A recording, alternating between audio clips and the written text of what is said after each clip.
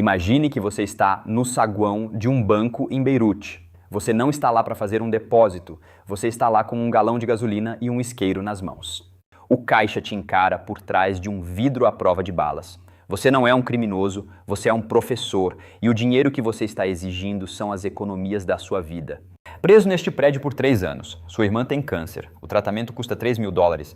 Você tem 30 mil nesta conta, mas não pode tocá-los. O banco diz que os dólares não existem, então você veio com fogo. Porque é isso que é preciso agora para pegar seu próprio dinheiro. Isso não é um filme de assalto. Isso é uma terça-feira no Líbano. E tem sido terça-feira por 5 anos. Esta é a história de como um país que as celebridades chamavam de a Suíça do Oriente Médio arquitetou o que o Banco Mundial descreveu como um dos piores colapsos financeiros em 150 anos. Um colapso tão grave que faz a Argentina parecer um pequeno erro contábil.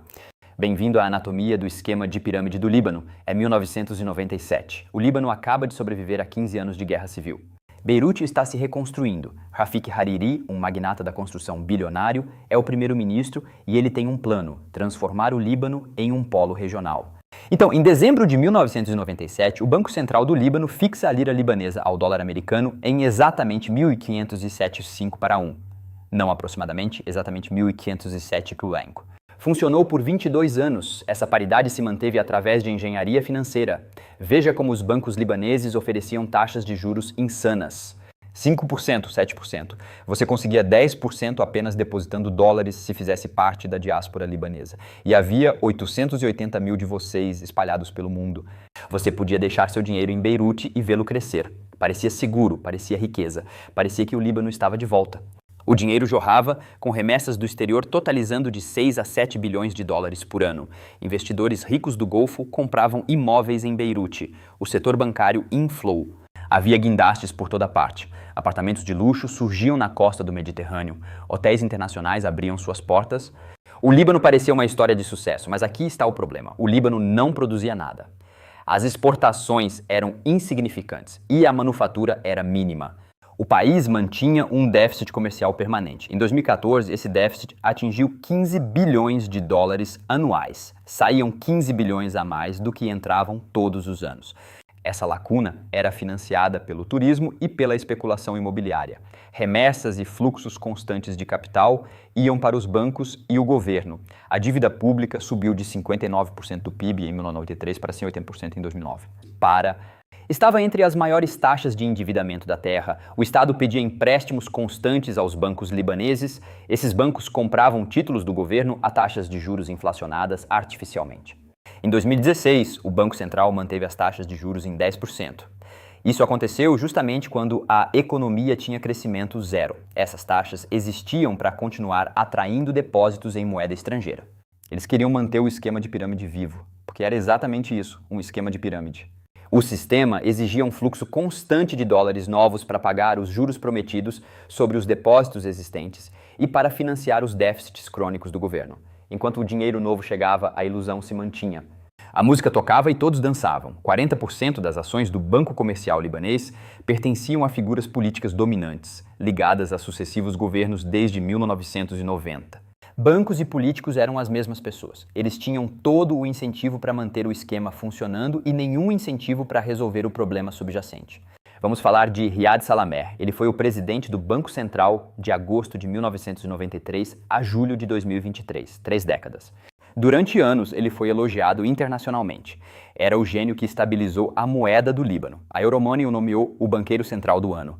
Ele era intocável e estava roubando o país às cegas. Em 2002, Salameh criou uma empresa de fachada nas Ilhas Virgens Britânicas chamada Fawry Associates Limited. Por meio dela, entre 2002 e 2016, Salameh desviou 393 milhões de dólares do Banco Central. O dinheiro ia para a conta da Fawry no HSBC, na Suíça. O mecanismo eram comissões de corretagem de até 0,375% sobre cada transação realizada pelo Banco Central. Só que a Fawry não fazia nada de fato, era um fantasma, uma máquina de peculato. Aproximadamente 326 milhões de dólares fluíram pela conta da Fawry no HSBC. Quase imediatamente, 248 milhões foram transferidos para uma conta em nome de Raja Salameh, irmão de Riyad. Depois, 207 milhões desse valor foram para 5 bancos libaneses diferentes. Em nome de Raja, o valor foi rotulado como despesas pessoais. Despesas pessoais, pensem bem nisso. Os fundos desviados foram lavados em um labirinto de contas na Suíça, Panamá, Estados Unidos e Reino Unido. E imóveis em Paris, Nova York e Alemanha eram propriedades de luxo compradas com dinheiro roubado do Banco Central do Líbano. Foi roubado dos depositantes e dos libaneses comuns. Eu confiava no sistema.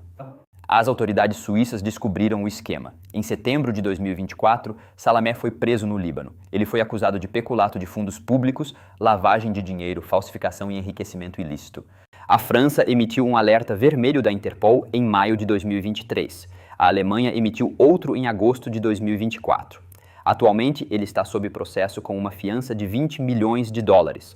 Mas ele serviu como presidente do Banco Central até julho de 2020. Isso foi 3 anos após o esquema ser exposto. Anos após o colapso que ele ajudou a arquitetar destruir bilhões de vidas. Mas o roubo pessoal de Salamé é quase singelo perto da engenharia financeira mais ampla que ele implementou. A partir de 2016, com a queda nos depósitos tradicionais, Salamé introduziu operações em que o Banco Central tomava empréstimos pesados de bancos comerciais a juros altíssimos, superando 20% ao ano. Ele então supostamente usava esses fundos para manter as reservas externas. Os bancos depositaram mais de 24 bilhões de dólares no Banco Central entre o final de 2017 e o início de 2019. O detalhe é que o Banco Central não tinha as reservas cambiais reais. Ele usava novos depósitos para pagar juros de depósitos anteriores, o clássico esquema de finanças. O Banco Mundial concluiria mais tarde que o sistema de finanças públicas do Líbano era um instrumento de captura sistemática dos recursos do país, caracterizando-o como um esquema Ponzi. As perdas estimadas dessa engenharia financeira foram de 40 bilhões de dólares. 40 bilhões transferidos de pequenos e médios depositantes para a elite bancária, enquanto Salamé comprava apartamentos em Paris. Se você está assistindo e achando isso loucura, clique no botão de se inscrever e comente qual foi a pior crise financeira que seu país já viveu. Agora vamos falar de como a música finalmente parou. Em 17 de outubro de 2019, o governo libanês anunciou novas medidas de austeridade, incluindo uma taxa sobre o WhatsApp, o onipresente aplicativo de mensagens que 84% dos adultos libaneses usavam para chamadas e mensagens gratuitas. Uma taxa de WhatsApp em um país onde as pessoas já lutavam para sobreviver, onde o desemprego juvenil subia, onde a eletricidade mal funcionava e o lixo se acumulava nas ruas porque o governo não conseguia gerir serviços básicos. Naquela noite, centenas de milhares de libaneses foram às ruas. Beirute, Trípoli, Sidon, Tiro, por todo o país. Mas os protestos não eram exatamente sobre o WhatsApp, eram sobre tudo. Corrupção, decadência da infraestrutura, inflação e desemprego refletiam a falha fundamental das elites políticas em fornecer qualquer coisa semelhante à governança. O slogan que surgiu foi "Matem todos", referindo-se a todos eles. Isso incluía toda a classe política, independentemente de seita religiosa ou facção. Foi algo histórico. A política do Líbano foi organizada por linhas sectárias durante décadas. Mas por 5 meses, os cidadãos libaneses se mobilizaram como um eleitorado único e unido contra a elite governante. Manifestantes falavam diante das câmeras, descrevendo sua devastação. Mães não conseguiam pagar as mensalidades escolares. Pais choravam porque não podiam arcar com o tratamento de câncer de suas esposas. O primeiro-ministro Saad Hariri renunciou em 29 de outubro, 12 dias após o início dos protestos. Mas sua renúncia não resolveu nada, pois a verdadeira crise era o colapso que já ocorria nos bastidores. Nas semanas seguintes, a 17 de outubro, a libra libanesa começou a desvalorizar nos mercados paralelos. Os comerciantes perceberam que o câmbio fixo era insustentável. As reservas de moeda estrangeira do Banco Central vinham caindo drasticamente. Elas recuaram mais de 7,5 bilhões entre o pico em fevereiro de 2018 e maio de 2019. O capital estava escoando. Para evitar uma corrida bancária total que quebraria a taxa de câmbio fixa, os bancos libaneses fizeram algo extraordinário. Eles agiram sem qualquer base legal ou autorização oficial. Em 1º de novembro de 2019, bancos comerciais impuseram restrições severas ao acesso dos clientes a depósitos em dólares. Clientes que tinham a promessa de sacar suas economias quando quisessem, de repente não podiam mais. Os bancos estabeleceram controles de capital por decreto administrativo. Eles essencialmente confiscaram o dinheiro de seus clientes. O Banco Central introduziu múltiplas taxas de câmbio. Havia taxas diferentes para categorias distintas de transações, criando oportunidades para corrupção e arbitragem. Em semanas, a taxa no mercado paralelo atingiu 1.600 libras por dólar. Isso era 6% mais fraco do que a taxa oficial de 1.507,5 no início. Um novo termo entrou no vocabulário libanês, o Loller. É um dólar digital preso em uma conta bancária, que existe apenas na tela e vale uma fração do dinheiro real. As economias de uma vida se transformaram em uma moeda fantasma que você não podia tocar. Em 9 de março de 2020, o Líbano dá calote em sua dívida externa pela primeira vez na história. Um Eurobond de 1,2 bilhão de dólares chega ao vencimento. O governo se mostra incapaz de pagar, mas esse calote foi apenas um ponto em um padrão mais amplo. Entre o início de 2020 e março, os bancos libaneses liquidaram sistematicamente os eurobonds soberanos em seus balanços. Eles os venderam para investidores estrangeiros e fundos abutres. Aproximadamente 3,5 bilhões em eurobonds foram vendidos com grandes descontos. Essa queima de estoque transferiu a dívida do Líbano para credores estrangeiros sem interesse na recuperação do país. Eram entidades cujo interesse principal era maximizar a cobrança. Por meio de litígios, os bancos transferiram o fardo para partes estrangeiras. Então, 4 meses após o calote soberano, em 4 de agosto de 2020, às 18h17, o porto de Beirute explodiu com 2.750 toneladas de nitrato de amônio. O material estava armazenado no armazém 12 por 6 anos, sem medidas de segurança adequadas. Um incêndio começou no local. A explosão liberou energia equivalente a 1,1 quilotons de TNT. Isso foi quase a mesma energia da bomba atômica de Hiroshima. Registrou 3,3 na escala Richter. Foi sentida na Síria, Israel e Chipre, a mais de 240 quilômetros de distância. Pelo menos mortes foram confirmadas, mais de ficaram feridos e cerca de foram deslocados. A cratera da explosão tinha metros de diâmetro e metros de profundidade. Casas a até 10 quilômetros de distância foram danificadas. 3 hospitais foram completamente destruídos e outros 3 ficaram gravemente danificados. Foram 500 leitos perdidos justamente quando o Líbano enfrentava a Covid-19. A explosão não foi um ato imprevisível da natureza. Foi negligência governamental. O nitrato de amônio foi armazenado de forma perigosa por 6 anos. Autoridades do porto sabiam quando o incêndio começou. Bombeiros responderam sem saber que o armazém continha explosivos. 10 bombeiros morreram na explosão. O Estado, tendo congelado os depósitos bancários, não tinha capacidade financeira para organizar uma resposta de emergência eficaz. O Banco Mundial descreveria isso como uma depressão deliberada. O Estado libanês foi deliberadamente esvaziado. Devido à captura de recursos pelas elites quando a emergência surgiu, não restou nada para a resposta. Então veio a Covid-19. Hospitais parcialmente destruídos pela explosão agora tinham que lidar com surtos da pandemia. A pandemia coincidiu com o auge da crise financeira. A moeda desvalorizava rapidamente. A capacidade de importação estava entrando em colapso. A escassez de combustível era aguda. Tudo isso prejudicou diretamente o funcionamento do sistema de saúde. O Banco Mundial observou que isso representava uma concatenação de choques genuinamente sem precedentes.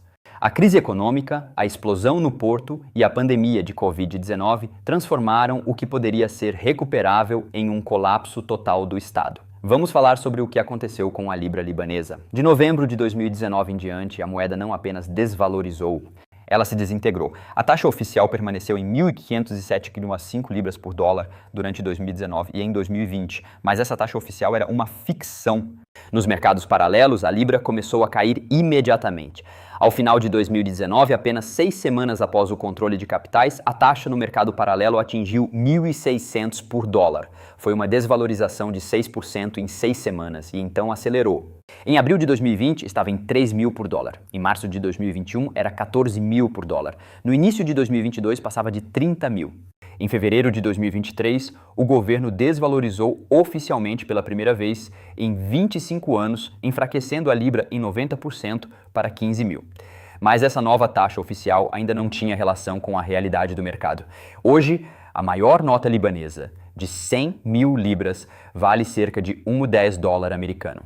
A moeda perdeu 98% de seu valor em 3 anos. Isso não eram apenas dados econômicos, era expropriação. Bancos libaneses retiveram depósitos de clientes, mas impediram saques em dólares a taxas razoáveis.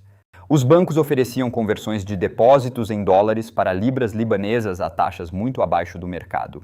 Um banco oferecia conversões a 2.000 libras por dólar quando a taxa de mercado era várias vezes maior. A conversão forçada a taxas desfavoráveis destruiu o valor dos depósitos de quem precisava usar seu dinheiro. O Banco Central introduziu a plataforma Sairafa em 2020, supostamente um mecanismo transparente de câmbio. No entanto, a análise do Banco Mundial concluiu que ela funcionou como um mecanismo para gerar lucros de arbitragem para aqueles com acesso a taxas preferenciais. Pessoas com conexões obtinham dólares a taxas melhores que as de mercado, lucros imediatos e sem risco. Depositantes comuns enfrentaram taxas muito piores. O spread de arbitragem desde o lançamento da plataforma foi de 2,5 bilhões de dólares em transferências diretas de riqueza de pessoas comuns para pessoas influentes e bancos. Restringiu-se fisicamente o quanto os clientes podiam sacar em libras nos caixas eletrônicos. No início de 2025, após 5 anos de crise, as restrições de saque permaneciam em aproximadamente 500 dólares por mês. Os limites anuais equivalentes eram de 5.100 a 6.800 dólares, dependendo da data de abertura da conta. Para contas mais novas, o limite mensal foi reduzido pela metade, para 250 dólares. Essas restrições significavam que depósitos congelados, estimados entre 82 e 93 bilhões de dólares, permaneciam bloqueados e inacessíveis aos seus donos de direito.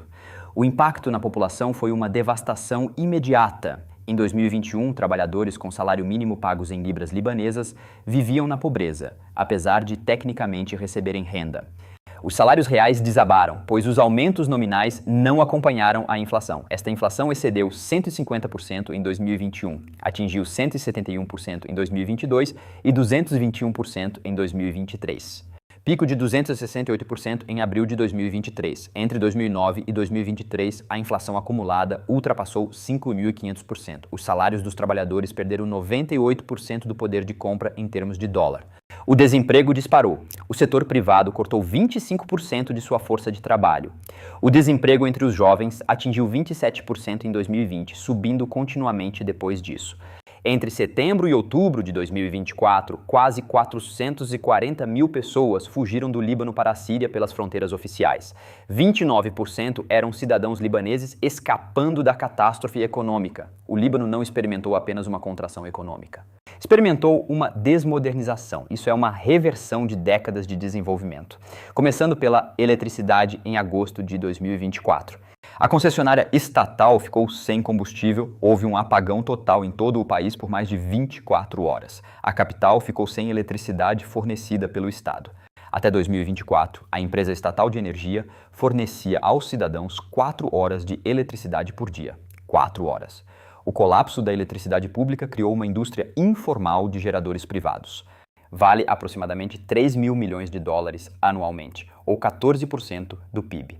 Famílias e empresas que podem pagar instalam geradores a diesel. Isso criou um sistema de 2 níveis, onde as famílias ricas mantêm o acesso à energia. Enquanto as famílias mais pobres enfrentam apagões quase totais, a indústria de geradores privados é largamente controlada por cartéis com ligações políticas que beneficiam da perpetuação do colapso do setor público.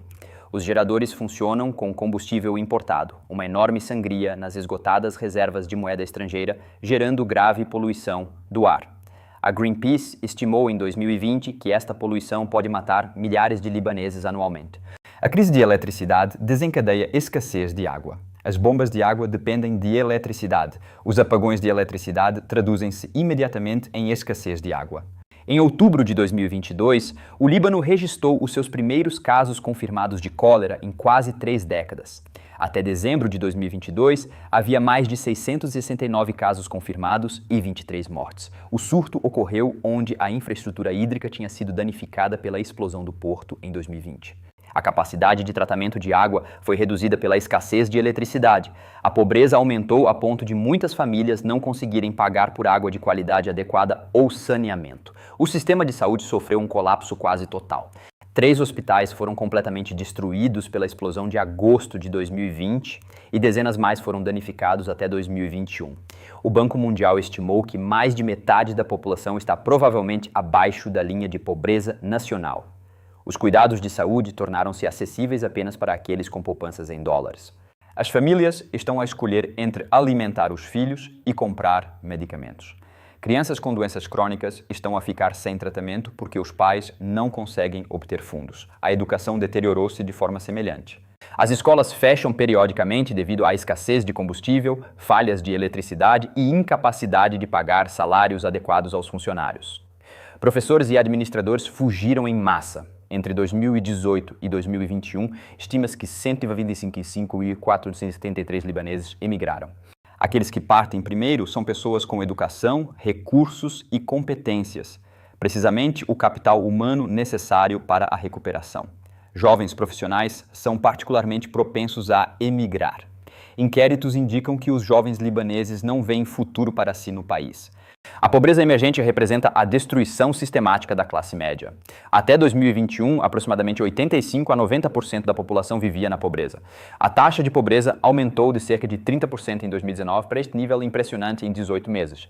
O PIB per capita colapsou de aproximadamente $8.000 em 2018 para menos de $3.000 até o final de 2021.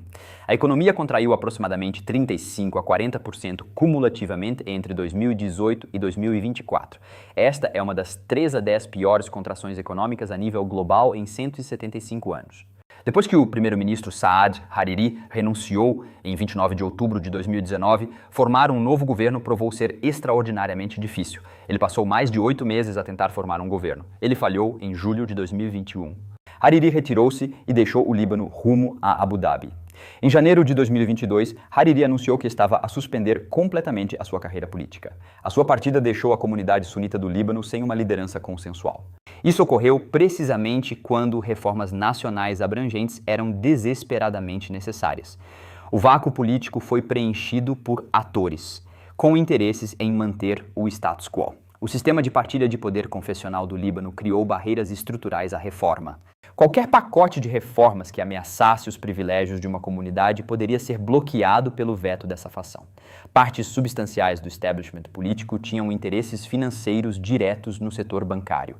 Atores internacionais tentaram pressionar o Líbano para a reforma.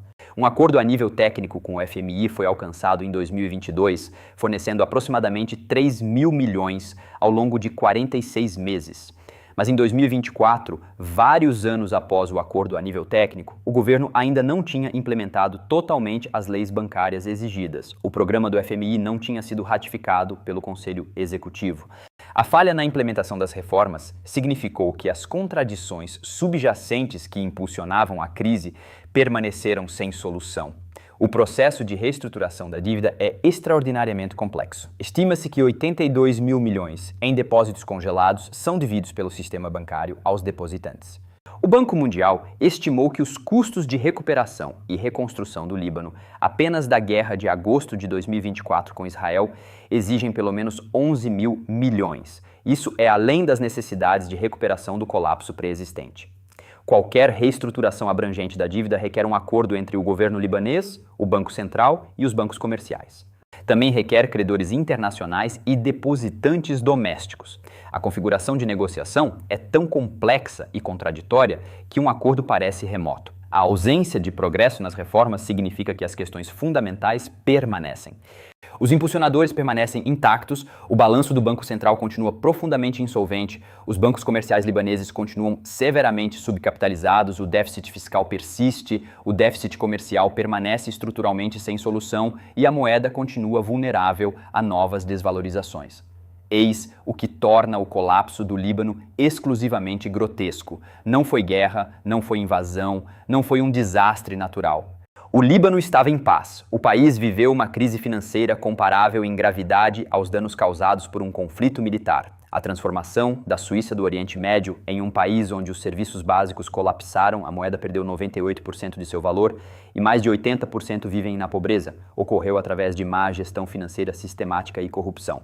Foi essa operação de um esquema Ponzi, sustentado por políticas do Banco Central, comportamento bancário e cumplicidade da elite política.